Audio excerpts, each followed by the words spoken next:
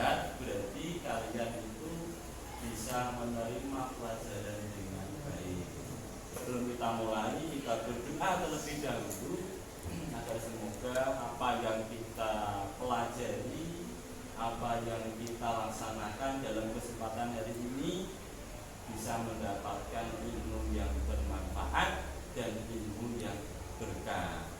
Sebelum kita mulai pelajaran, mari kita berdoa terlebih dahulu. Berdoa dimulai. Bismillahirrahmanirrahim.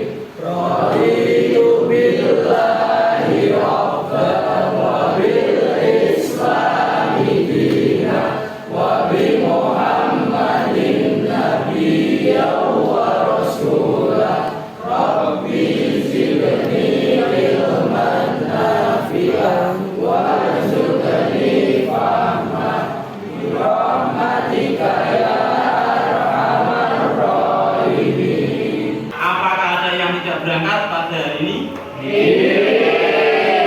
Luar biasa, berarti kalian semangat untuk mengikuti pada pelajaran kali ini. Apakah kalian sudah siap menerima pelajaran?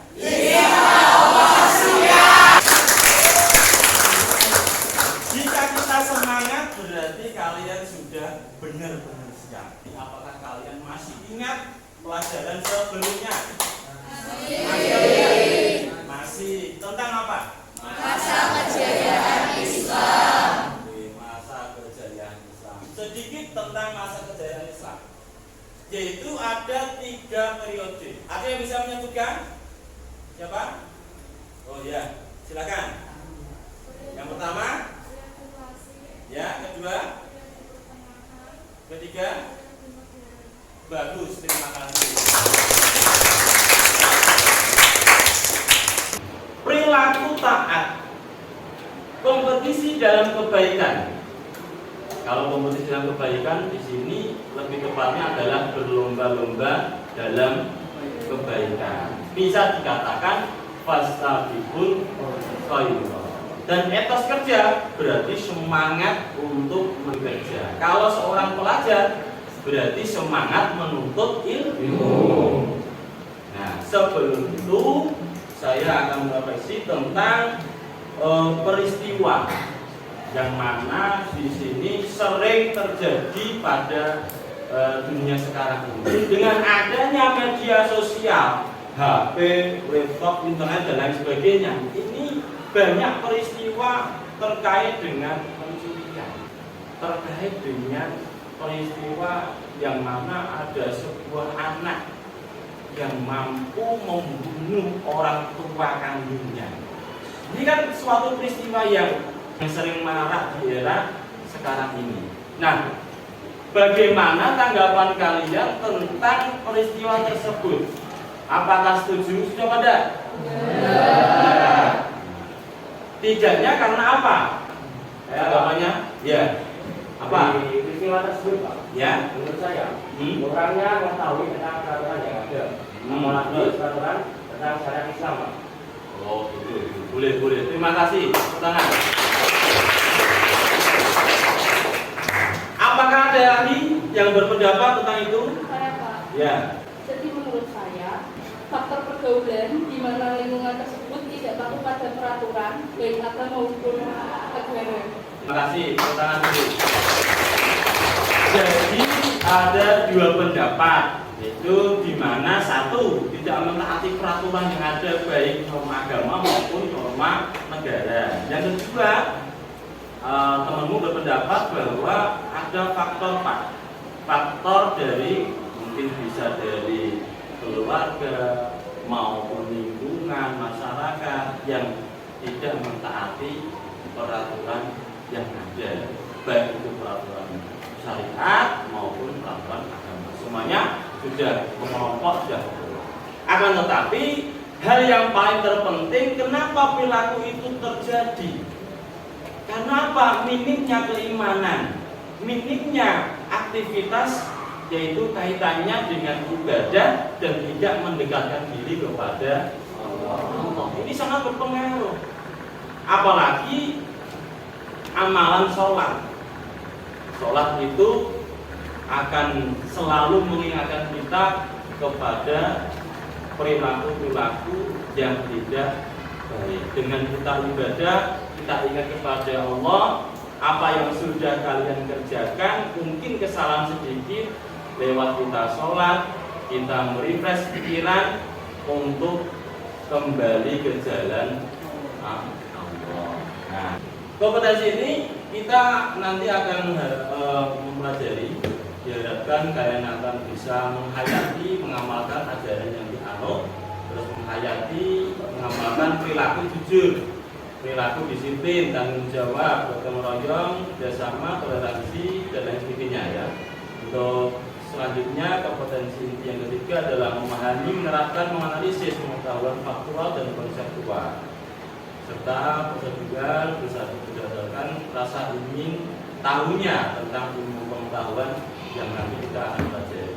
Yang keempat, nanti kita akan mengolah, termasuk nanti saya akan menanyai kalian terkait dengan pertanyaan itu. Nanti saya yang tanya, ataukah nanti kalian membuat pertanyaan yang dimana nanti akan kalian tanyakan kepada teman kalian nanti di akhir pembahasan. Selanjutnya yaitu kompetensi dasar.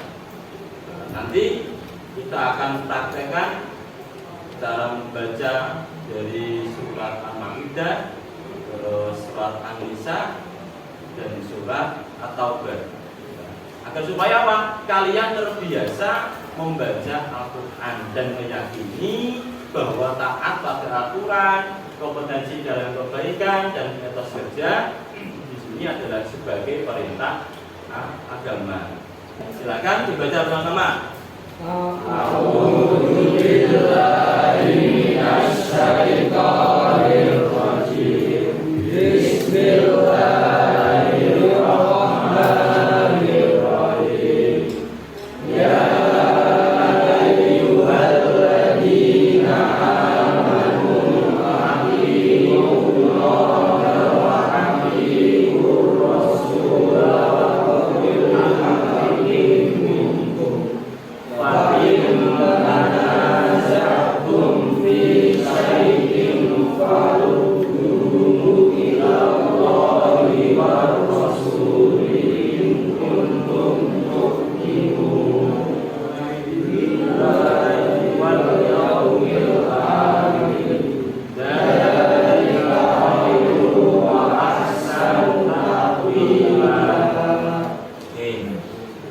Sebenarnya ada berbagai bacaan terkait dengan banyak lagu ya. Lagu kalian bisa membaca dengan tartil dan dengan lagu yang benar itu seperti saya contohkan. A'udzu billahi minasy syaithanir rajim. Bismillahirrahmanirrahim. Ya ayyuhalladzina amanu athi'ullaha wa athi'ur rasul wa ulil amri minkum. Fa in tanaza'tum fi syai'in farudduhu ila Allahi war rasul in kuntum tu'minuna billahi wal yawmil akhir. Dzalika khairun wa ahsanu ta'wila. Itu surat An-Nisa ayat 59. Nah, artinya apa? Wahai orang-orang yang beriman, ya ayyuhalladzina amanu, wahai orang-orang yang beriman. Atiullah wa atiur rasul. Taatlah kepada Allah dan taatlah kepada wa ulil amri minkum, dan ulil amri itu siapa? Pemegang kekuasaan atau apa? Seorang pemimpin. Nah, kalau di ketua kelas siapa ketua kelas? Itu juga pemimpin.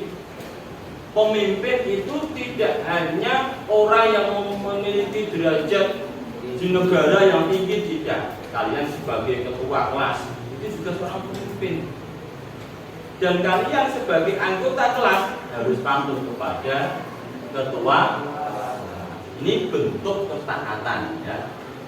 Apa asbabun nuzul dari surat An-Nisa ayat 59? Yaitu turunnya surat An-Nisa ayat 59 berkenaan dengan diutusnya Abdullah bin Hudzafah bin Qais oleh Rasulullah sebagai pemimpin pasukan. Pada saat itu pasukan Abdullah bin Hudzafah memerlukan petunjuk yang berkenaan apa yang harus mereka lakukan ketika menolak perintah pemimpin.